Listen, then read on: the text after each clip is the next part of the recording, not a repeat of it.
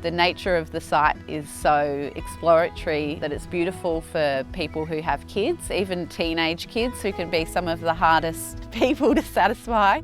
Just having a bit of a wander through the wetlands before you go is a pretty nice experience as well. You can also ride your bike in the wetlands, so it's always a lovely experience to get the bikes out and go for a bit of a cruise around. Bring your mountain bike, not your road bike. The Wetlands and Wildlife Reserve was set up with the intention of sharing our love of the natural environment. We have guided tours of the wetlands, which we explain the ecology work that we're doing. We explain quite a number of the endangered species that we're helping to keep alive. Customers can hire out the boat and go for a cruise around the backwaters. The kids just love sticking their heads out of there and feeling the wind on their face and listening to a bit of environmental chatter.